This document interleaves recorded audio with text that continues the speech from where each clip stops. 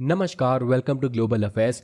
एक दो दिन पहले ट्रंप ने खुलेआम धमकी दी थी यूरोपियन यूनियन को कि अगर ट्रेड डील सक्सेसफुली नहीं हो पाता अमेरिका और ईयू के बीच में तो 50% टैरिफ लगने की बहुत ज्यादा पॉसिबिलिटी है। ट्रंप ने तो अपने ओवल ऑफिस में बैठ के भी पूरी दुनिया के सामने ये बोल दिया था कि 50% टैरिफ लगने की जो एक पॉसिबिलिटी है बहुत ज्यादा हाई हो चुकी है। इसके पीछे का सबसे बड़ा रीजन है जो ट्रंप चाहते हैं ईयू से वो मिल नहीं पा रहा ट्रेड डील से, तो टैरिफ लगा के किसी ना किसी तरीके से ट्रंप अचीव करना चाहते हैं जो उनकी एक डिमांड्स है। तो यहाँ पे हम समझने की कोशिश करेंगे कि ऐसा क्या चाहते हैं ट्रंप यूरोपियन यूनियन से जो वो ट्रेड डील से अचीव करना चाहते हैं।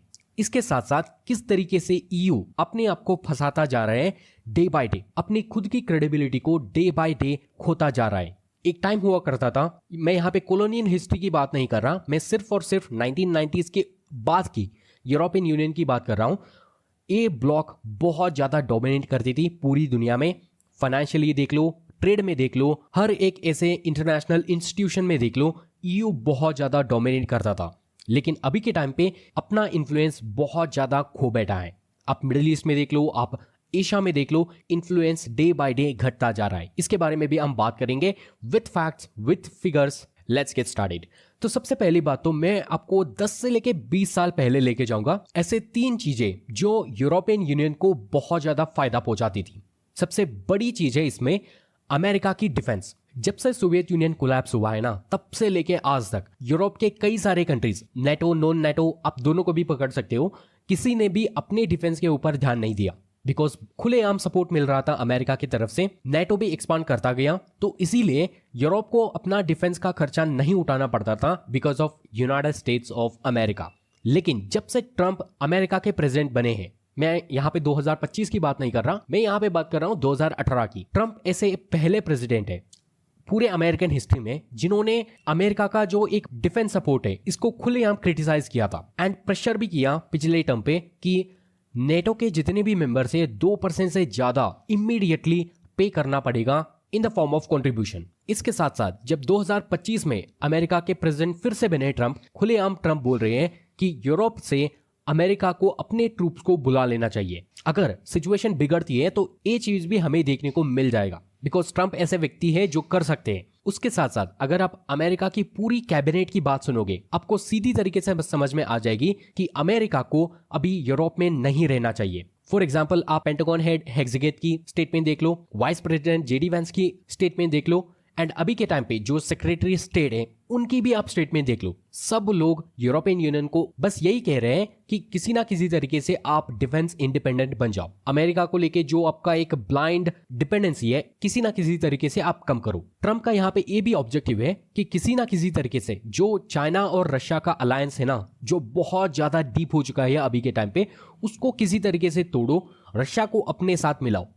अपने साथ नहीं मिला सकते तो एटलीस्ट रशिया को एक न्यूट्रल पार्टनर की तरह ट्रीट करना स्टार्ट कर दो। एटलीस्ट उतना तो अचीव कर सकता है अमेरिका। तो ये ट्रंप का यहाँ पे गोल है बिकॉज रशिया जैसा पार्टनर बिल्कुल भी खोना नहीं चाहते ट्रंप। अगर मैं आसान भाषा में समराइज करूं तो यूरोप को अपनी सिक्योरिटी की जिम्मेदारी खुद उठानी पड़ेगी। इसका मतलब है जो defence free of cost America से मिलती थी वो डिफेंस आने वाले दिनों में बहुत ज्यादा कम होगी। तो इसीलिए जो भी यूरोपियन कंट्रीज स्पेंड करती थी अपने लोगों के भलाई के ऊपर या इंफ्रास्ट्रक्चर के ऊपर, बजट को डाइवर्ट करना पड़ेगा डिफेंस के ऊपर। तो ये बहुत बड़ी परेशानी है जो यूरोपियन पब्लिक के ऊपर सीधे तरीके से असर पड़ेगी। दूसरा सबसे बड़ा reason which is nothing but cheap energy from Russia. मैं आपको लेके चलूंगा यूरोपियन यूनियन के ऑफिशियल पेज पे। अगर आप एनर्जी स्टैटिस्टिक्स ओपन करोगे तो यहाँ पे दोस्तों आपको देखने को मिलेगा यूरोपियन यूनियन की डिपेंडेंसी ऑन द वर्ल्ड। मतलब यहाँ पे रशिया की बात नहीं चल रही, कुल मिला के सबकी जो भी एनर्जी कंज्यूम की जाती है यूरोपियन यूनियन में उसमें से 62.5% बाहर से आती है। मतलब इनको इंपोर्ट करना पड़ता है ईयू में। 2022 का आंकड़ा है एंड 2025 में भी लगभग इसी तरीके से आंकड़ा होगा बिकॉज इन्होंने डाइवर्सिफाई किया है। मतलब रशिया से लेके मिडिल ईस्ट, अमेरिका, अलग अलग एनर्जी सोर्स से एनर्जी इंपोर्ट करने लगे, ना कि एनर्जी इंडिपेंडेंट बन गई। तो यहाँ पे ये बहुत ज्यादा मैटर करता है। सो 1990 से लेके 2022 तक बहुत सही इंडस्ट्रीज ग्रो कर दी। जर्मनी जैसे देश 1990 के टाइम पे यूनाइट होके ईस्ट एंड वेस्ट जर्मनी एक तरफ से आप बोल सकते हो यूरोप की इकोनॉमिक इंजन बन गई रशिया का चीप एनर्जी को बहुत सही तरीके से यूज करके। जब 2022 में इन्होंने खूब सारे सैंक्शन लगाए, वो सभी सैंक्शन बैकफायर कर गए बहुत बुरी तरीके से ईयू के इंडस्ट्रियल सेक्टर को। यहाँ पे कई सारे आर्टिकल्स आपको देखने को मिल जाएगा कि जर्मनी जैसे देश जिनको इंडस्ट्रियल पावर हाउस माना जाता है यूरोपियन यूनियन में, उनका डी इंडस्ट्रियलाइजेशन होना स्टार्ट हो गया। अभी हम बात करेंगे तीसरा और लास्ट रीजन, जो है चाइना का बहुत बड़ा मार्केट। आप यहाँ पे सुन के शॉक हो सकते हो, चाइना जो एक एक्सपोर्ट ओरिएंटेड कंट्री है, एक्चुअली बहुत बड़ा मार्केट है ईयू के कई सारे देशों को। मैं यहाँ पे अगेन लेके चलूंगा ईयू के ऑफिशियल पेज पे एंड यहाँ पे हाईलाइट करूंगा चाइना ईयू इंटरनेशनल ट्रेड के ऊपर। तो यहाँ पे आप देख सकते हो 2024 का डेटा है, नेदरलैंड सबसे बड़ा इंपोर्टर और जर्मनी सबसे बड़ा एक्सपोर्टर है चाइना को। लेकिन यहाँ पे जर्मनी का एक्सपोर्ट घटता जा रहा है। मैंने आपको इसके पीछे का रीजन ऑलरेडी समझा दिया है। जर्मनी में इंडस्ट्रीज ग्रो नहीं कर रही। एक्चुअली जर्मनी का अभी के टाइम पे डी इंडस्ट्रियलाइजेशन चल रहा है। जब तक यहाँ एनर्जी का प्राइस बहुत ज्यादा है, तब तक जर्मनी चाइना को उतना ज्यादा एक्सपोर्ट नहीं कर पाएगा। उसके साथ साथ यूरोपियन यूनियन ने ऐसे कई सारे कदम उठाए अमेरिका के कहने पे, जो चाइना को बिल्कुल पसंद नहीं आई। फॉर एग्जाम्पल, ओबामा और बाइडेन के टाइम पे ईयू ने अमेरिका के कहने पे कई सारे चाइनीज ईवी पे सैंक्शन लगाए। आपने एक और न्यूज सुना होगा कि हवावे जो चाइना की कंपनी है, उसको भी बहुत ज्यादा टारगेट किया था ईयू के कंट्रीज ने। जो ईयू आंख बंद करके अमेरिका को फॉलो करता था एंड जो अमेरिका कहता था ईयू कर देता था अगेंस्ट चाइना, अभी के टाइम पे बहुत ज्यादा बैकफायर कर गई। As a result EU and China का ट्रेड यहाँ पे बढ़ता जा रहा है, लेकिन ईयू ठीक तरीके से एक्सपोर्ट नहीं कर पा रहा because of their own man made disaster. China यहाँ पे ज्यादा बेच पा रहा है। तो इसीलिए हाल ही के दिनों में आपने एक और न्यूज सुना होगा कि यूरोपियन यूनियन चाइनीज ईवी को लेके फिर एक बार फैसला सुना सकती है। जो उन्होंने फैसला लिया था अमेरिका के कहने पे, उसको हटा के खुद का डिसीजन वो ले सकते हैं। एंड अभी के टाइम पे जो ट्रम्प लगाने वाले हैं 50% टैरिफ ऑन यूरोपियन यूनियन, कई सारे ऐसे थेरीज हैं। सबसे पहली बात तो ट्रम्प अपने यूएस की इंडस्ट्रीज को प्रोटेक्ट करना चाहते हैं, ये बहुत बड़ी थेरी है। उसके साथ साथ ट्रम्प यहाँ पे ये भी चाहते हैं कि किसी ना किसी तरीके से जो एक ट्रेड टाइज है यूरोपियन यूनियन और चाइना के बीच में कम करवाओ। उसके साथ साथ ट्रम्प में पॉसिबली चाहते हैं कि ईयू के साथ एक ऐसा एनर्जी डील हो जो अमेरिका को फेवर करे। जो अमेरिका का हाई प्राइस एनर्जी है, इसमें से गैस ऑयल दोनों भी आते हैं, उसको ट्रम्प बेचना चाहते हैं ईयू को। ये तो सारी चीजें इकोनॉमिकली हो गई एंड यहाँ पे पॉलिटिकल रीजंस भी बहुत सारे हैं।